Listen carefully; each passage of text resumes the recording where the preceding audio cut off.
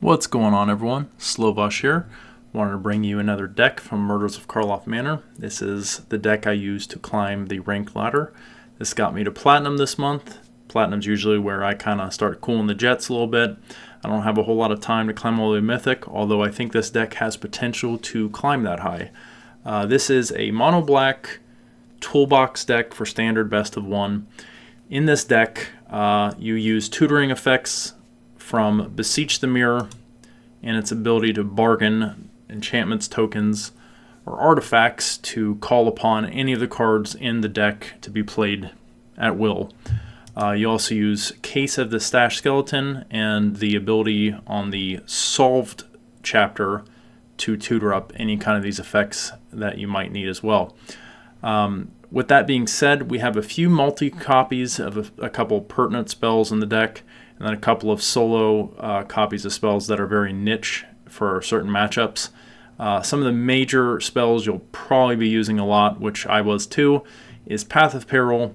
Boros Convoke is an absolute plague on the ladder right now, and this kind of gives that deck the business. So on turn 4, if you have a token from Case of the Stash Skeleton out, you can use Beseech the Mirror on that token, and then leave yourself a solved Case of the Stash Skeleton, as well as being able to at will do a Path of Peril. This is after you attack with that skeleton because it's got Menace, of course, so you're getting your damage in and then wiping the board. Another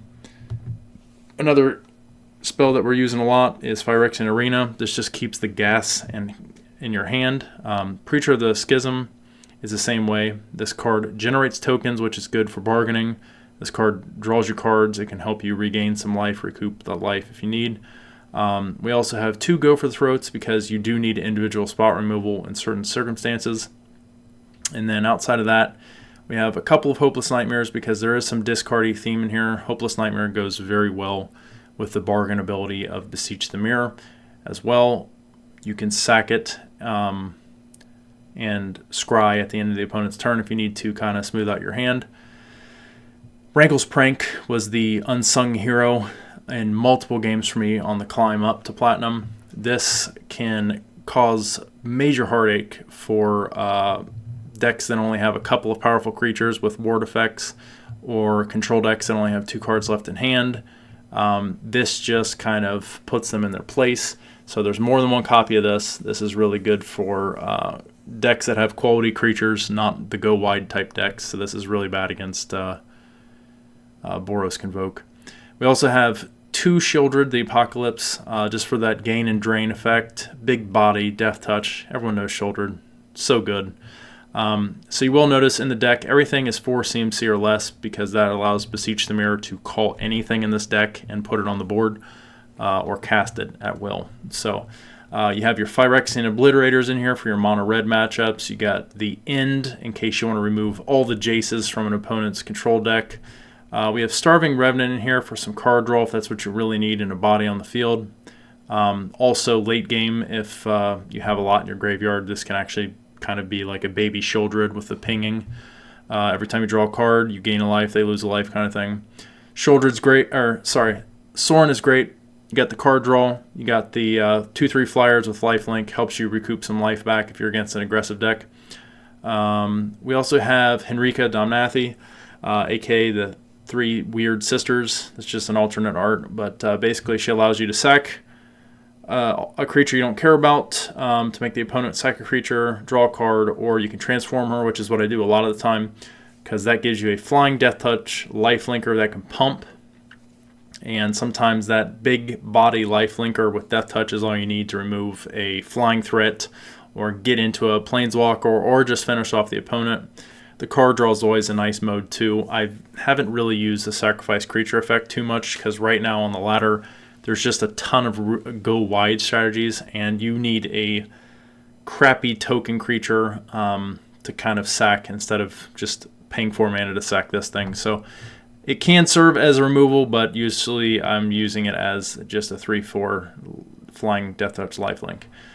Celestis is in here because it fixes mana in case you need the white for a cleaved Path of Peril. We also have Caves of Koilos in here as a non tapped version of access to a white mana. Being mono black, we have some flexibility. We usually don't take the damage because we'll hit a swamp first before we hit this. Let's see. We are at Phyrexian Arena, like I said. This card is just going to keep the gas in your hand. Always drawing is really great. This is also an enchantment that can be bargained, so if you get into a really hot water, you can use Beseech the Mirror on Phyrexian Arena, prevent yourself from dying the next turn when you draw that one card, and then you can call upon something like a Sheoldred or a Sorin to start gaining some life back. Or if you couple Phyrexian Arena with this Sheoldred, you're basically gaining, what is that, 3 life a turn for 1 life taken, so you're gaining a net of 2 life every time you pair Sheoldred with Phyrexian Arena. It's pretty nuts. No, I'm sorry, I said that wrong. You're gaining 3 life each turn when you pair these two together. We also have Liliana of the Veil, just for discard strategies. The ultimate is a game ender. Removal of pesky creatures. As long as they're not a go-wide deck, it's really good. Preacher of the Schism is excellent. No one wants to block it. Creates card draw, creates lifelink tokens, which can be used for bargain. It's also just a big body to block with if you need to. Lord Skitter's in here to generate tokens, which are really good for sacrificing to Rankle's Prank for the mode of sacking 2 creatures. Or these tokens can be used for bargain, so it's kind of a win-all situation here, plus you're eating the opponent's graveyard. We do not have anything over 5 CMC, so we don't have access to any of those type of removal spells that would eat things from the graveyard, so Lord Skitter kind of fills that role. So does Graveyard Trespasser. This card is just a house for 3 mana. You got a potential to get a 4/4, gain 2 life, remove 2 things from the graveyard if you just don't do anything for a turn, or you play the day-night cycle with Celestis, something along those lines. But just the gain and drain and the eating of the graveyard on a quality creature is excellent. The ward effect of discarding a card is just really harmful to decks that don't have a lot of card draw, so just a really good value creature here. In the 2 CMC slot, we got 1 copy of Filigree Silex. This is excellent for removing tokens because you can drop this on 2 and immediately pop it and kill all tokens, all clue tokens, anything that doesn't have an actual CMC, it's gone without even charging this up. Or if you put it on 1 charge after 1 turn, you can potentially blow up like most of a mono red deck. Or you can go all the way to 10 and dome the opponent's face for 10 damage if you want to. I usually keep this on the field and then blow it up whenever someone's making some sort of combat trick and just kill all their creatures that way. This is just a board sweep. This gets rid of enchantments and other things that black normally does not have an ability to remove, such as like ossifications or Urbrask Forge, things of that nature.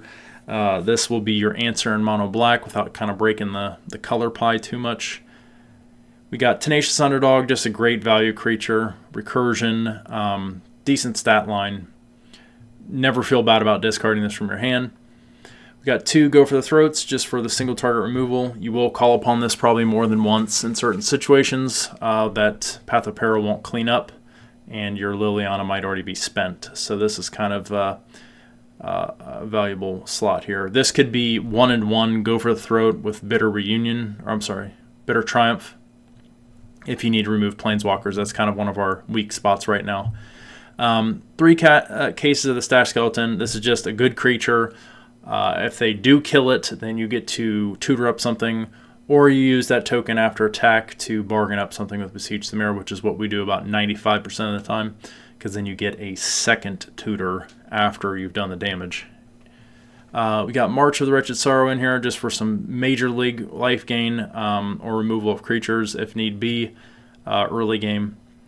Rotten Reunion is in here because it can remove memory deluges from an opponent's control deck after they cast it 1 time, preventing them from getting another draw 2.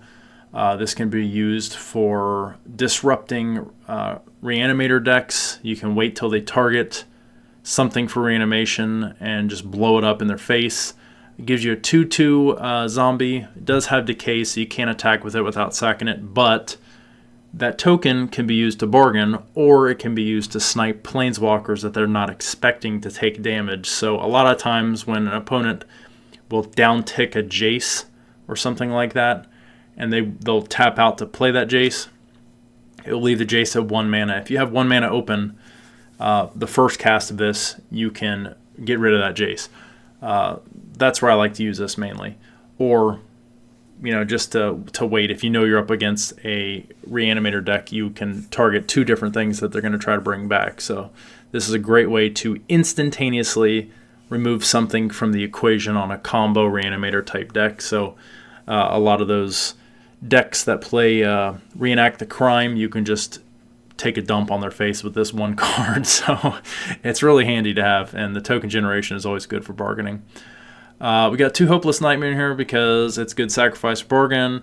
Makes them discard. It's a burn spell. Sometimes you only need 2 more damage. This might be the card you call upon. All around, just a great black card in my opinion. Duress for control matchups. Cut down for small creature matchups. Outside of that, we kind of have a little bit of play in the mana base here. We have 2 Field Runes because you do run up against some manlands. The blue-white flying creature is kind of annoying, so this will kill it.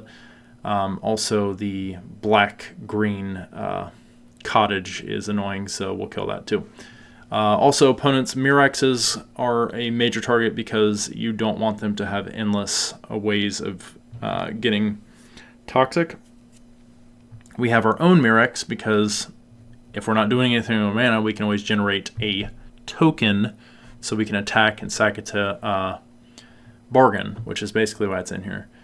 As I said before, Quetzalcoatl is in here because it gives us access instantaneously to a white mana at the cost of 1 life.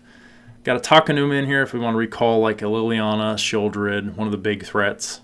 Outside of that, 17 swamps, guys. So that gives us a total of 24 lands, I believe, 23 lands. I can't count.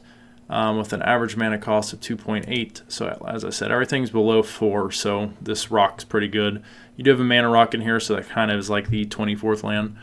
Outside of that, some other things that I had tried in the sideboard. Bitter Triumph, as I said, could be a swap for Go for the Throat. Candy Grapple was a decent removal spell in the 2 CMC slot. This also allows you to sack your Case of the Stash Skeleton faster if the opponent's not willing to kill it. So you can get that -5/-5 bargain effect on it.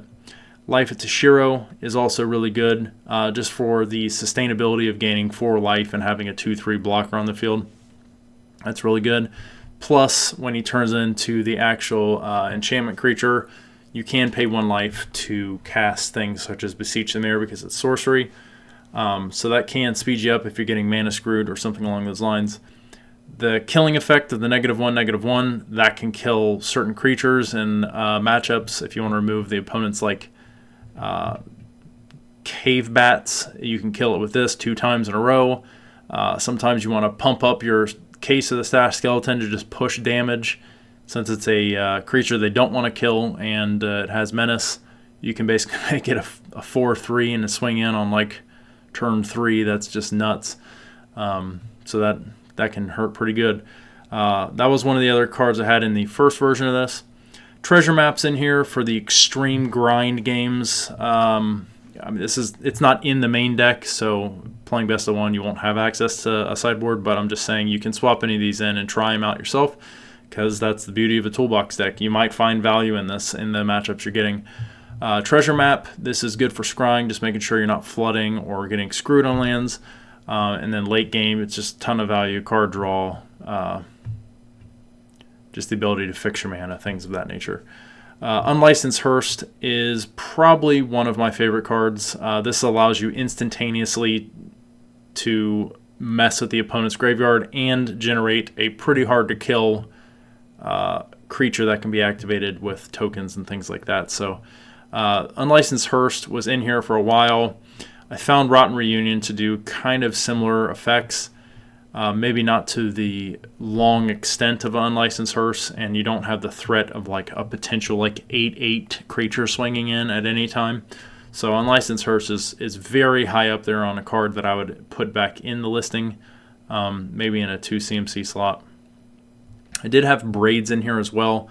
Braids goes very well with Hopeless Nightmare, goes very well with the skeleton from Case of the Stash Skeleton, because you can just kill it and the opponent either has to let you draw a card and lose 2 life, or they have to sack a creature as well.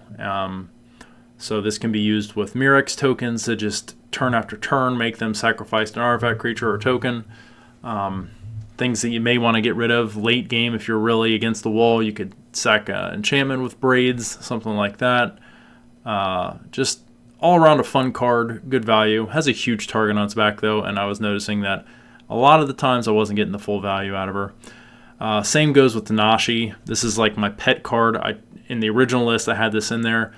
I just love the idea of what Nashi does.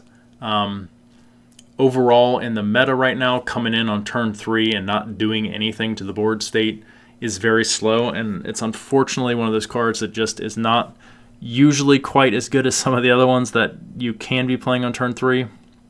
If you wait till turn 4 and you ninjutsu this in with a creature that's unblocked, like the case of the Stash Skeleton, you basically get access to top deck the opponent's and your 1 top card and play it for life cost rather than mana. So it has potential to be absolutely awesome, but at the same time a lot falls short. But it's just a really fun card, and I thought it would be in here just kind of as a way to keep generating value turn after turn.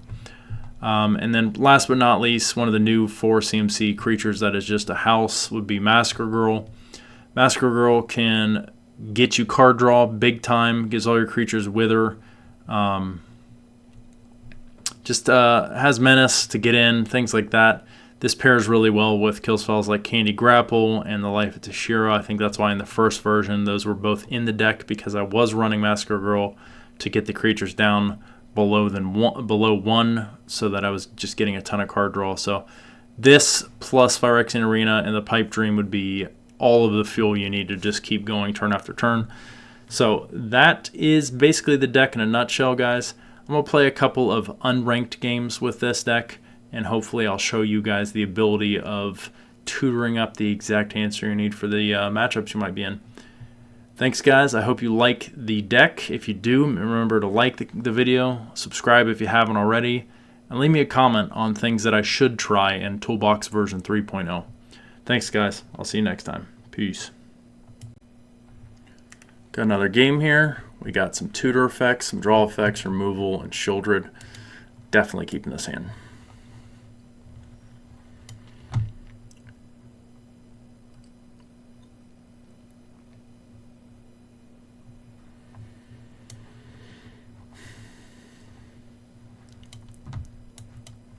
So the case cooking. We're going to drop the Phyrexian Arena as soon as possible.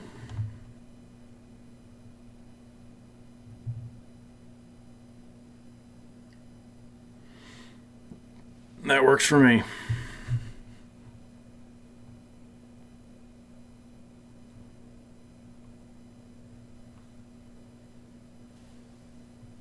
That is a huge waste of time, what they just did there. I would not have used Debt of the Kami on that card when I have an Arena next. That's a cool card, though. I do like Debt, but...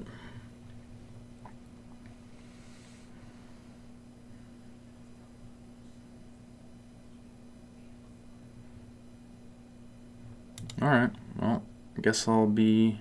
Well, hold on, I should probably drop a Shieldred. No, I need the Shieldred. No, I'll drop the Shieldred. I'm not guaranteed another mana.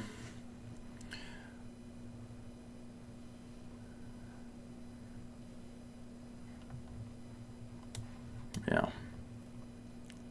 So we will hit their Lily with the end. In their hand, they got a Shieldred and a Phyrexian Obliterator. This is a pure mono blacklist. I do like it. Lots of graveyard hate. It's alright, so they got an Obliterator and a Shieldred in hand.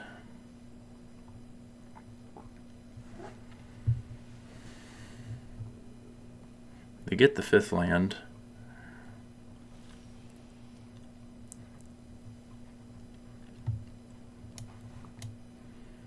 Okay.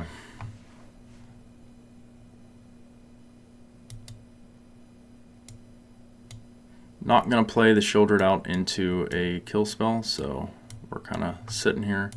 We'll pass to attackers. Kill this guy. They got 3 in graveyard, 4 now, right? Oh, no, I did count 3.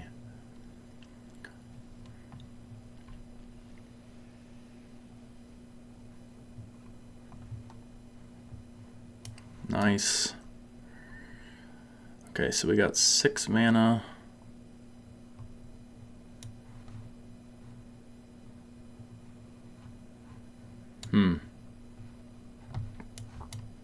We might just do Filigree Silex into Beseech the Mirror, sack the Filigree, and do a Rankle's Prank, and make them sack 2 creatures. Now I think we got the upper hand, because I will probably start eating their graveyard and then make them answer the Graveyard Trespasser, and then once whatever solution they have for that has kind of surfaced, then we'll drop the shoulder and start gaining some life back.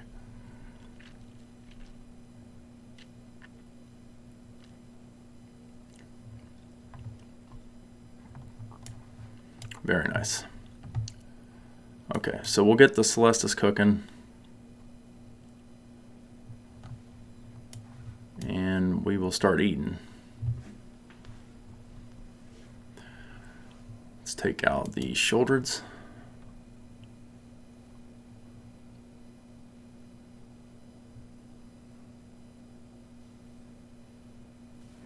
It's the perfect answer.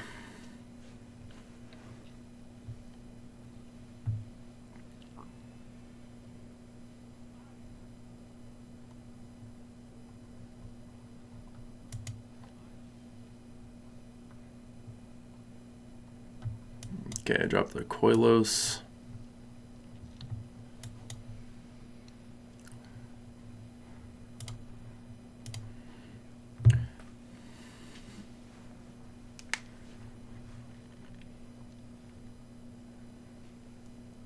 All right, what are they drawing here?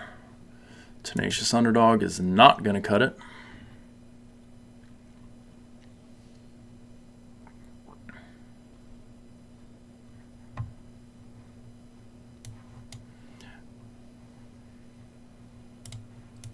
This might be an insta-concede, I don't know. Yep, okay. Yep, that was just some dismantling right there. Hell yeah.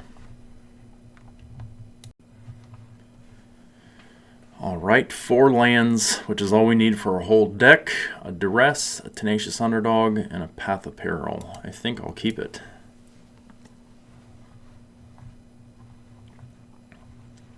This could very well be Boros Control. Let's see if I can get rid of War Call Enchantment or even a Gleeful Demolition. Yeah.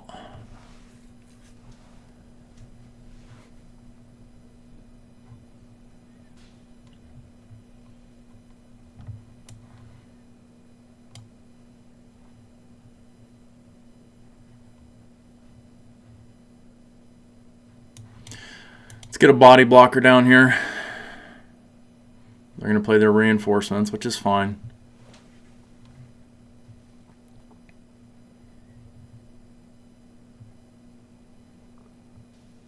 Voldaren Epicure straight into Night Arrows, I'm sure.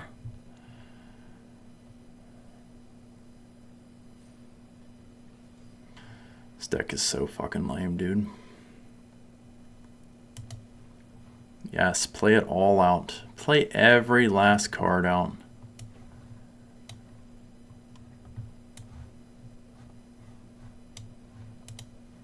And this is why we have 3 Path of Perils in the deck.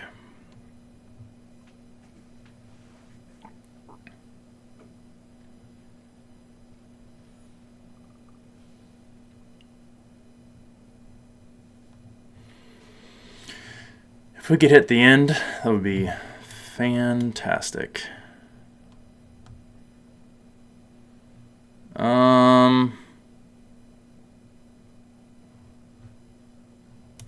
I think we need to get the case going, and then we'll leave the cut down open.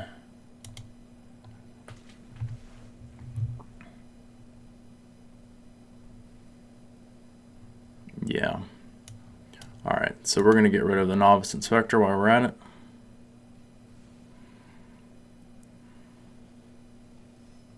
We do still take 8 here, which is a ton, but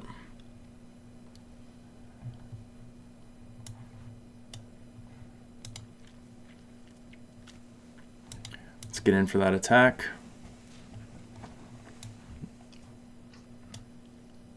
Now we're going to Beseech the Mirror.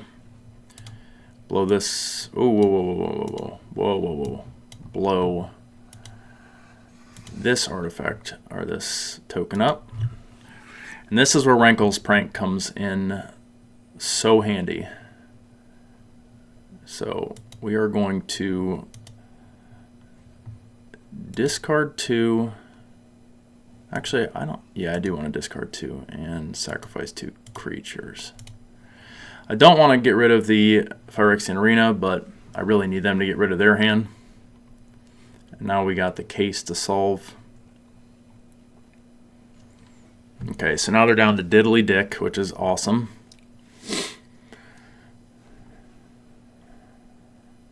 And they're searching for any kind of answer. So this is where we stick our Shieldred and start pounding. So we're going to tutor up our Shieldred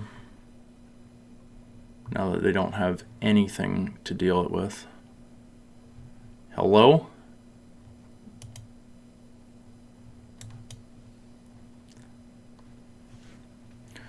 And now if they go searching for cards, they're going to take a ton of damage.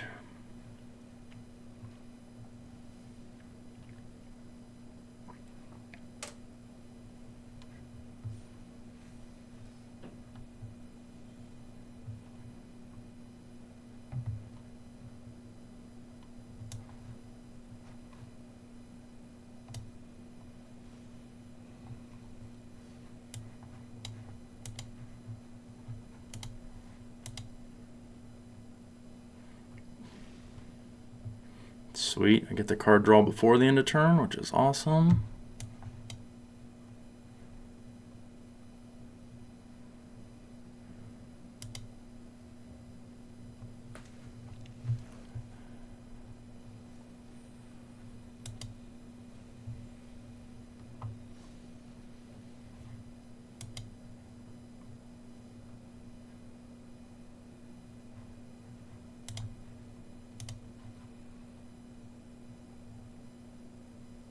Yeah, I guess we block. We kind of have to.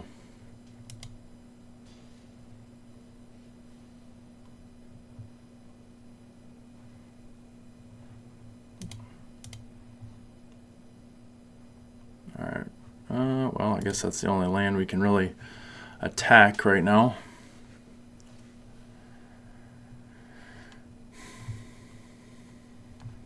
I'm just trying to thin the deck out a little bit. I'm kind of flooding here.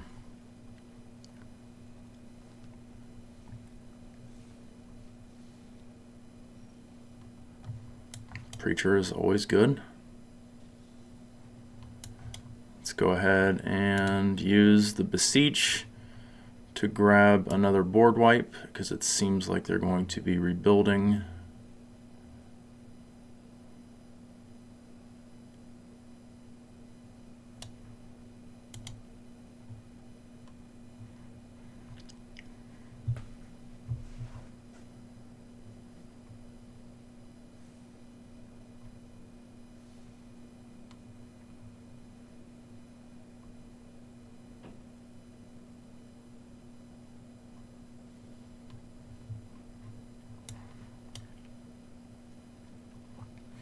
I don't know what they got in their hand, but they're dropping it.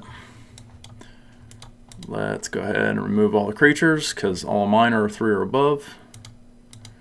Attack, get a blocker. We're going to systematically remove these pieces of trash. Gleeful Demolition. Okay. And sayonara, son. Yeah, I don't feel bad beating up Boros Convoke. It's kind of like the new mono red. It's just an absolute plague. They need to do something. I don't know if it's ban Night Arrows, because that card is just so dirty cheap with the Convoke and being able to pull more cards in your hand, or something. But it's super annoying. I know there's 3-mana sweepers, which is why we have 3 in the deck, but just super annoying how quickly they can rebuild, like between the scrying and the ability to just crap out 3 extra guys to just do whatever they need to with. It's a hell of a deck, but man, it is so annoying to play against because it's like 90% of the decks you play against. But we'll take that victory.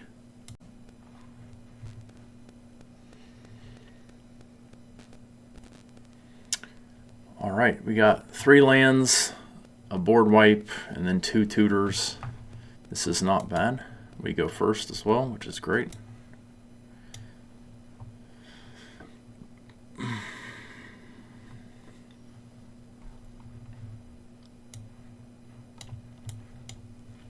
Might be blowing up that Field of Ruin before we know it. This looks like it might be blue-white control at its finest.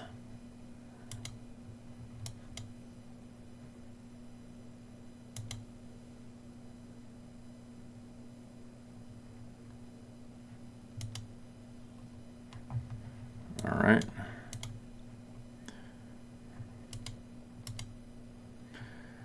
I didn't play the Rotten Reunion there just because I know they're probably going to have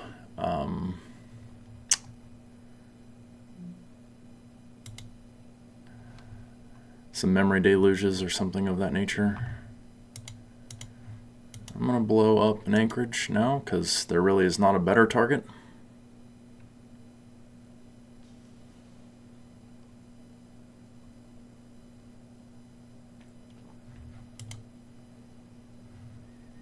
Get their Plain Jane Island out.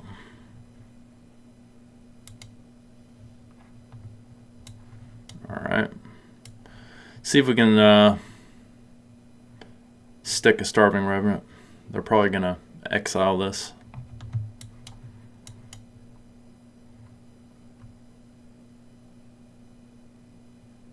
No? Wow. They're going to let me have the card advantage.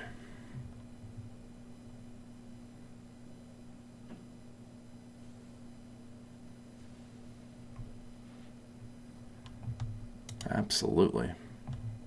Got another answer to their next Anchorage.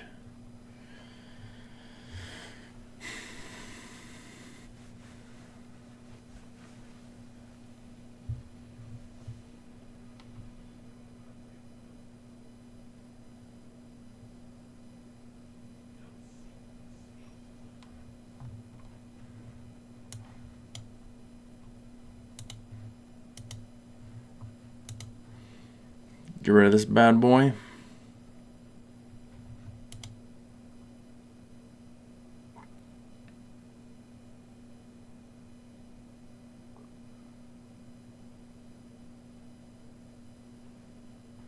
Ooh, now they're off double blue. That ain't good for them. Alright, so they're trying to mill me. What I need to do is not draw a shitload of cards, so I might get the skitter down and start multiplying here.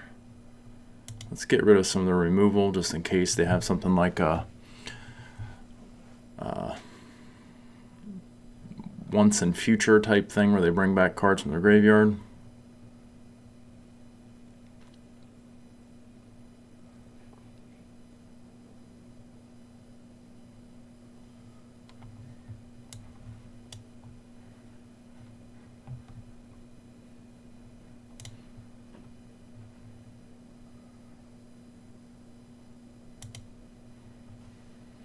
See if we can get oh yeah, there's the counter.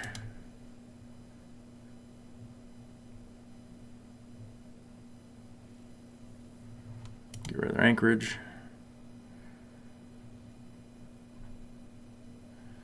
Now I do feel like they might have a, come on.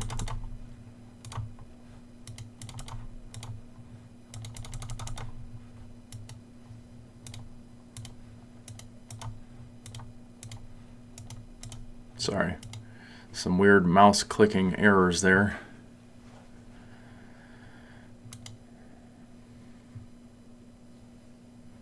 There's the Wandering Emperor.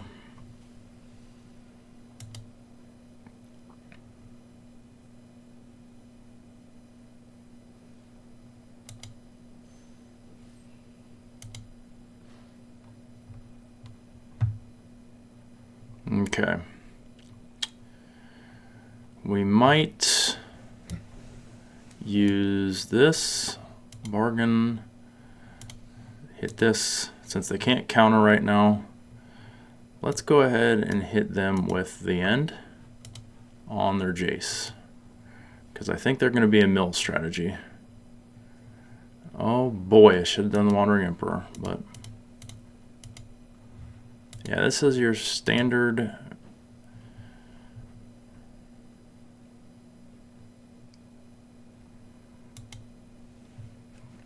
blue-white control. They got temporary lockdown, which they might use here. I don't know.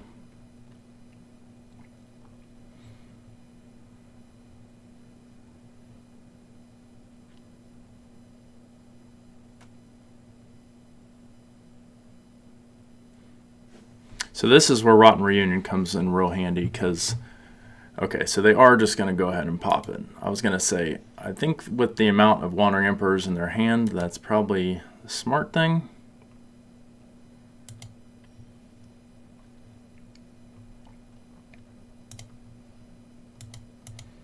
Let's see what we can pull off the top, since they don't want to remove my guy, I guess. A swamp, I'll take it. All right.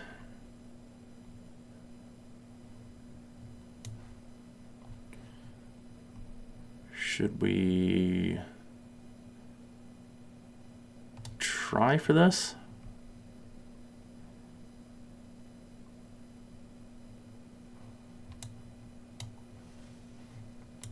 Next to combat.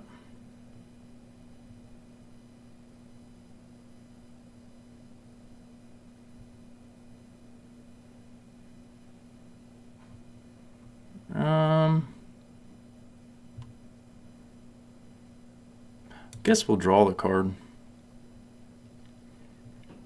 Ooh, I like that. No, not going to do anything here. Let's see if they Memory Deluge. They probably will.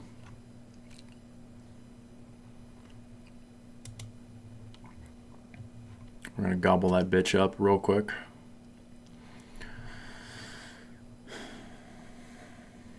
They very well might Sunfall, which sucks.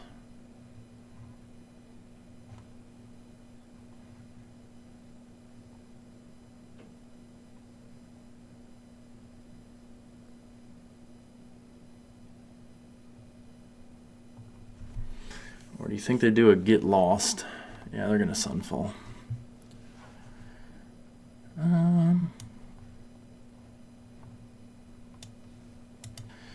We'll take out their guy, just so they don't have a big creature that I can't hit with a cut down. Pass to attack, my turn. We're going to eat that Memory Deluge. And I think what we're going to do here is we might...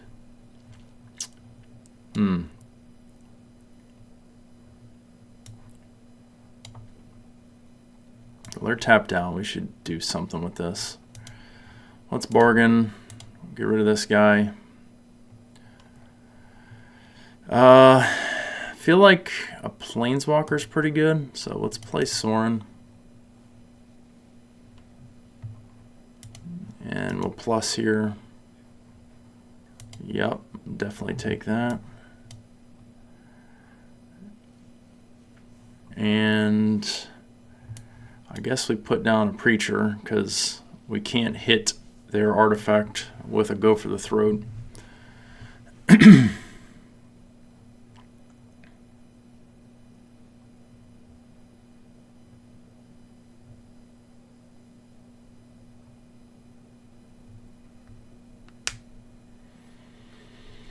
Now they could power up their guy here and then get lost on the Preacher and then attack Sorin down, but he has 5 loyalty, so they'll leave us with quite a bit of ability to do something next turn. Ooh. Alright.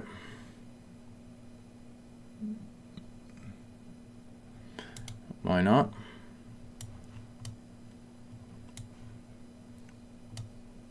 See if there's a stick. There is.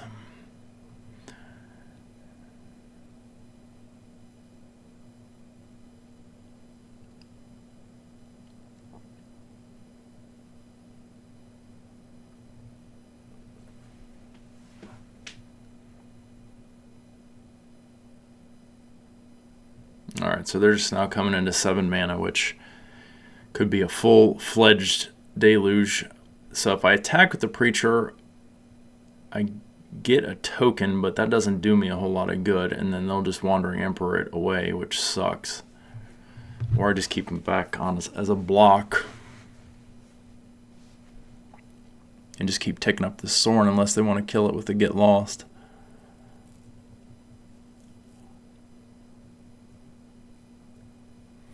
I need to land this Phyrexian Arena really badly. So I got some card advantage to keep up with them.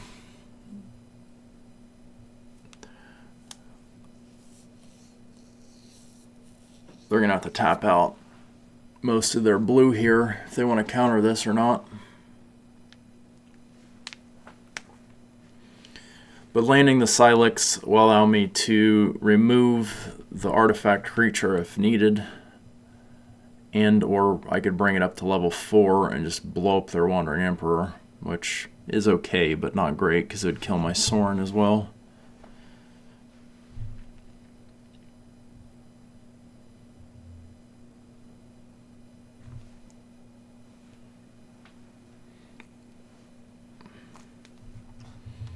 Alright, I think I'm going to... I don't think I'm going to do anything here. Pass it back over to him.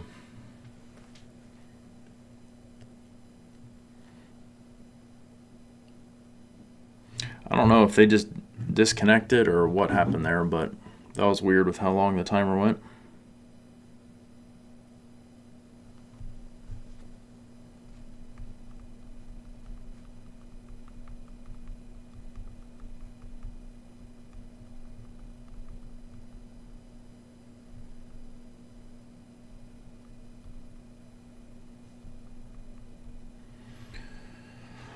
It's very possible that they either walked away or their cell phone dropped them from service. That happens to me all the time. So I think why that's doing what it's doing there, let's look at these gelatinous cube arts. It's pretty sweet, actually. I like the sound effect too. I really do think the Dungeons and Dragons set, even though I don't play Dungeons and Dragons and never have, was still one of the coolest sets with like the dungeon crawling aspect and choosing which one you go through. I love that set and like that mechanic. That was super cool. I hope they do more of that type of crossover stuff. Anyways, guys, that was the win. There we go. All right. We got ourselves 3 lands, some discard, some cases for attacking and tutoring, and some removal. I'm not crazy about the land base because we need double black for quite a few things, but hopefully by the time we need that, it'll be good to go. I might use Duress first just because I really want to see what they're working with here. Okay, so this is the Lifegain deck.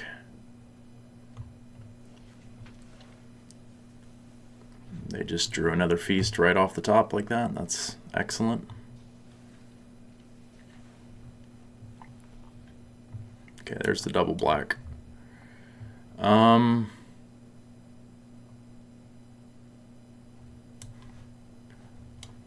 guess we get the stash cooking.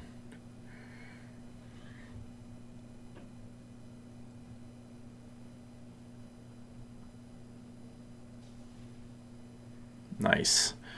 All right, so next turn what we will do is we'll make them discard.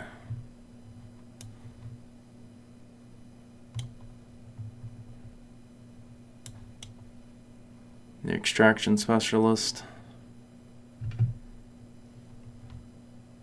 And we can't block, so might as well attack.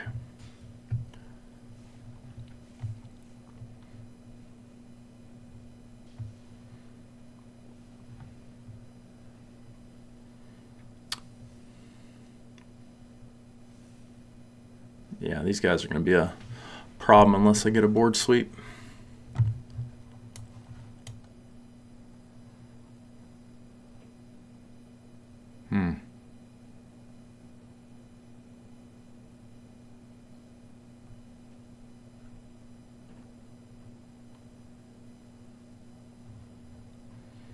I think I got to go in for the Rankle's Prank here.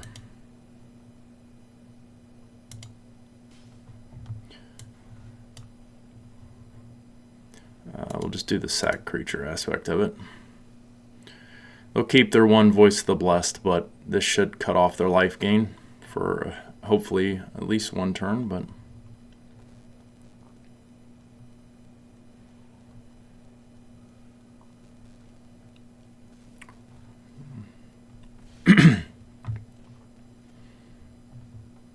all right, now we're going to use the end on the Voice of the Blessed.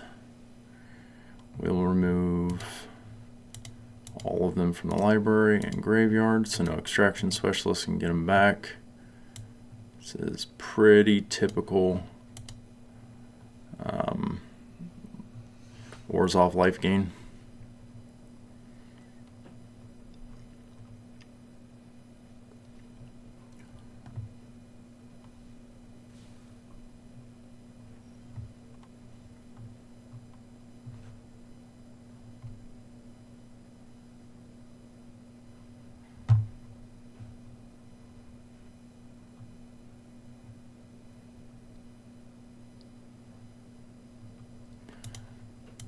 Might destroy this just to get it out of there, get some mana and the right colors that I need.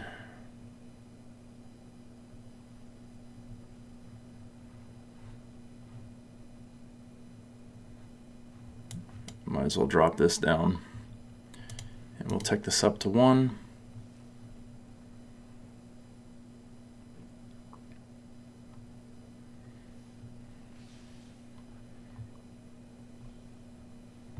Ooh, nice. All right, so we can blow up their whole board right here.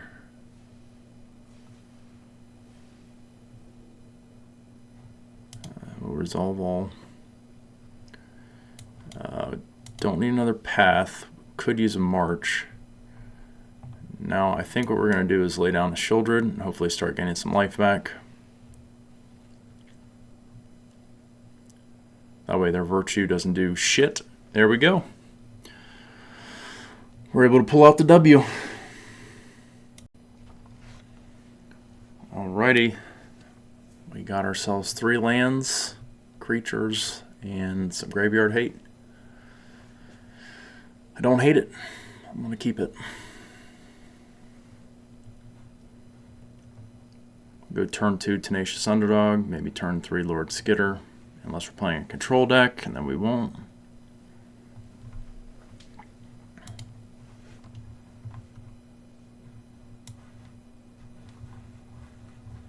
We'll hold on to the Mirrex as long as we can. That way we could possibly use it for casting a Phyrexian Obliterator, since it's 4 black mana.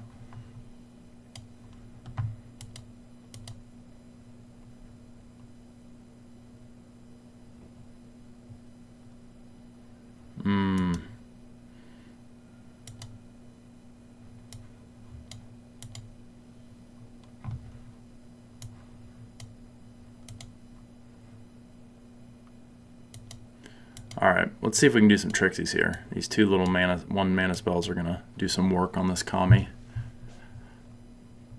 Yes, play that Audacity.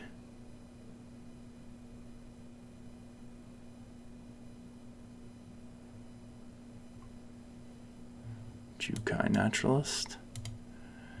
Kill the Kami. Resolve. Resolve. We're going to eat the Kami.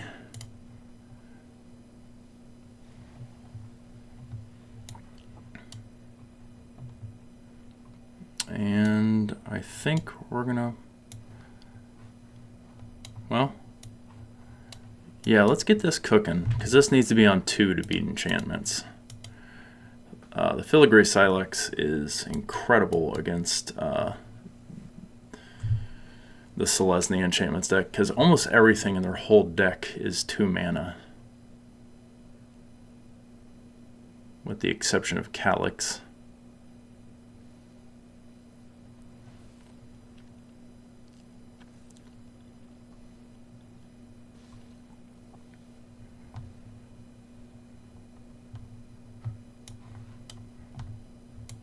Let's get down this Obliterator, because if they don't have a way of removing it,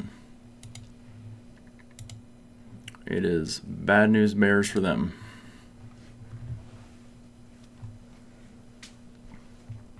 All 2 mana of theirs. They have 5 permanents total. If they don't have an ossification here, which is what they need, they're not attacking in. Yeah, look at this.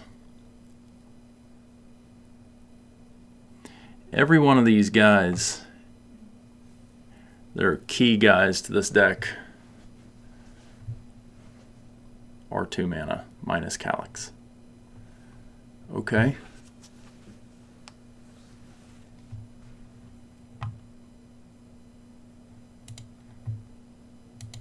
So let's blow it up.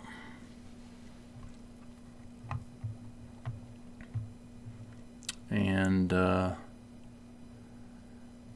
I guess we get the skitter going.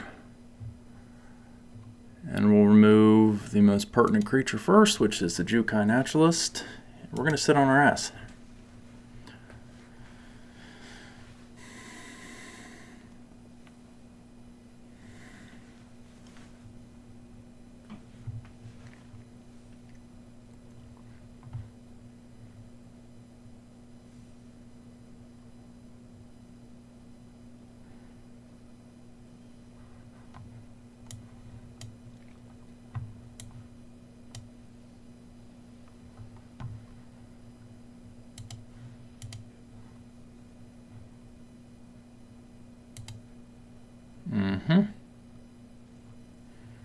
Get rid of the Weaver. No attacks. So their Generous Visitor and their Spirited Companion will die.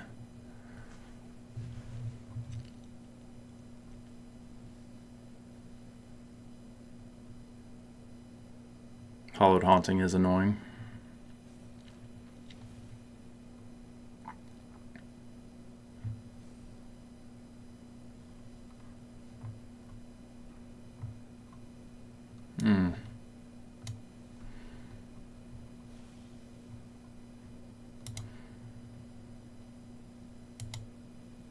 Should have ordered that differently. Oh, I did it right. Alright, so we're going to sack a rat.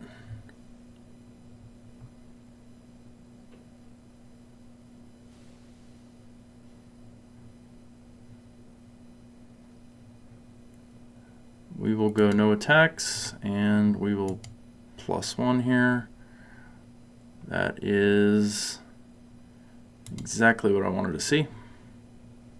Taking a lot of damage from myself, though.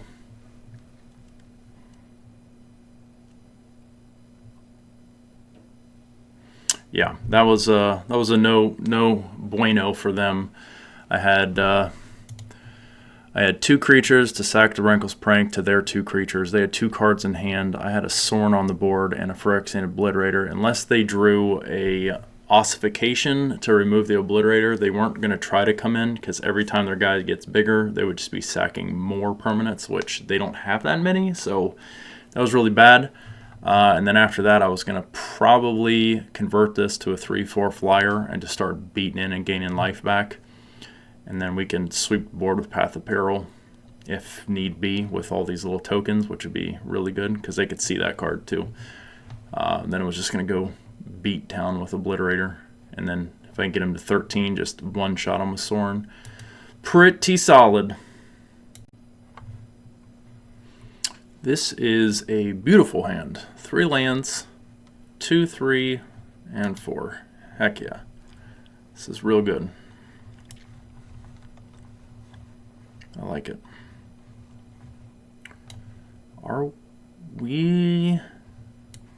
We're going first too, which means we might be able to Liliana them to death.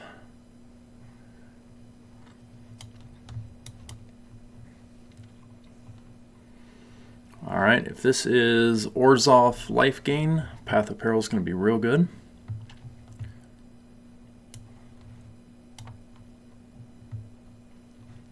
Let's go ahead and attack in. Get Liliana cooking here. We will probably drop the Hopeless Nightmare.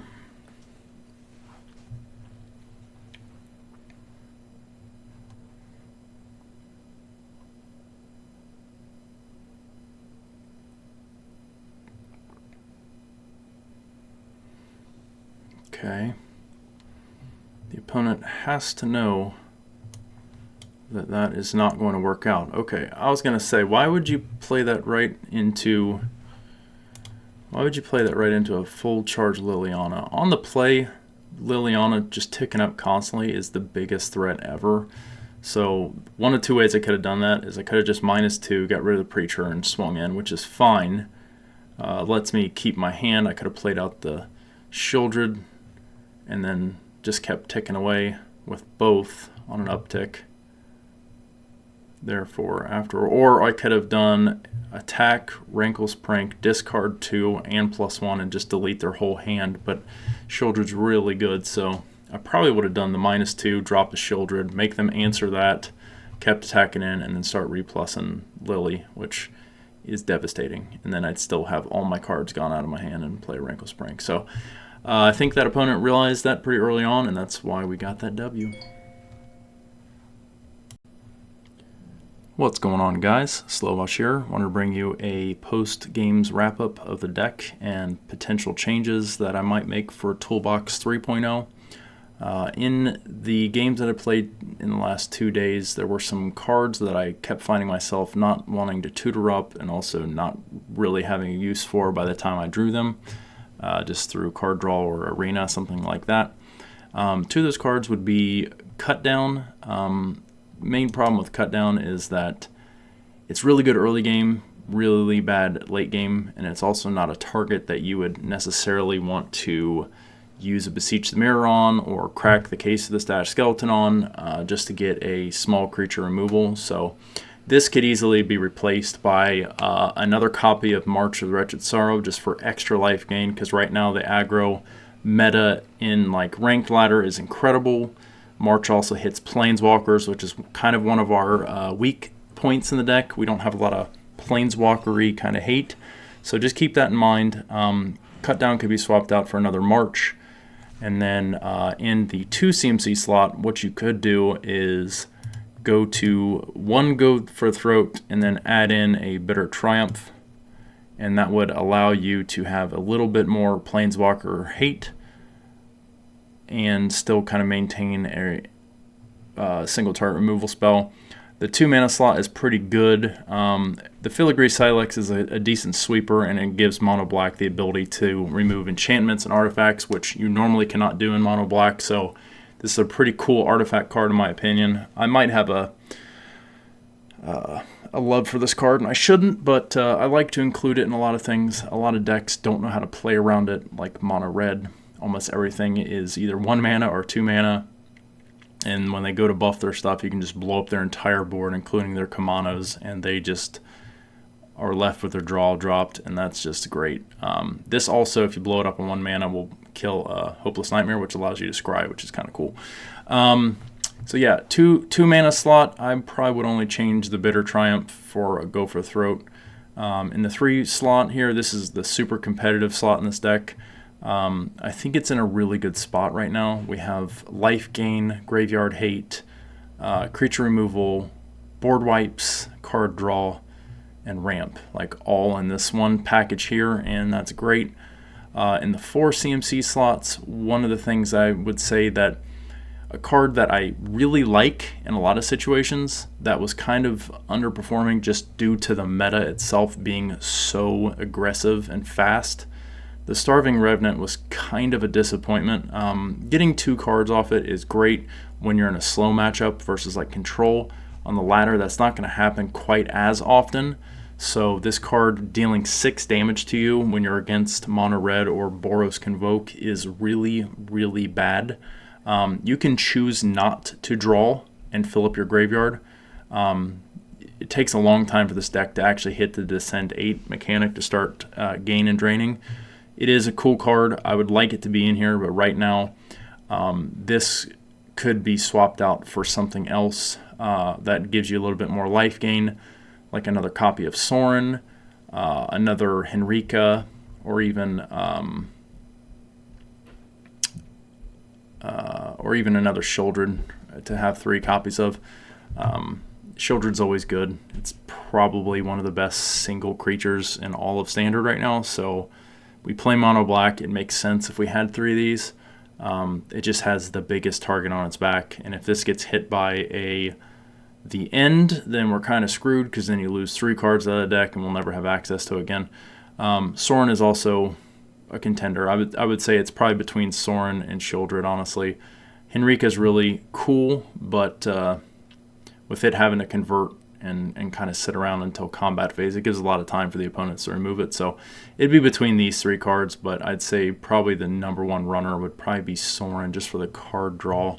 Shieldred very, very close second, and then like way down would be probably another Henrika. Everything else in the 4 mana slot is pretty good. I'm pretty happy with that spot. Another honorable mention, instead of another Shieldred, could be a Massacre Girl, because Massacre Girl does have the potential to gain you a lot of card draw. You would just want to tailor some of your removal spells in like the 2 CMC spot to probably something more along the lines of a Candy Grapple, or even a Drown and Ichor, something like that, where you're doing a minus effect on them, and that would allow the 1 copy of Massacre Girl to gain you quite a bit of card advantage. And in that situation, you're not losing out on a whole lot, other than just the instantaneous solo removal. There is an argument to be made that I should be running 24 swamps and a rock, just because we're going to be discarding cards from our hand with the Rankle's Prank and things like that, and you do want to hit 4 on 4, which can be one of the biggest problems for this deck. So I won't, disagree with people saying that it's not a decent chunk of advice, but you could easily drop this cut down and just add a swamp. I know that's boring. You could just run 61 cards with 24 lands. That's another option. It doesn't have to be 60. But those are just kind of my thoughts. I may keep trying at 23 lands and 1 rock and seeing how I do. I've had a few games in the last 2 days that have been mana screwed, but there's games where you'll just have that mana flood and you wish you had less lands. So it just comes and goes. You guys will have to feel it out. There's definitely potential for having 24 lands in here. Obviously, we have 2 or 3 spots available to kind of shift things around.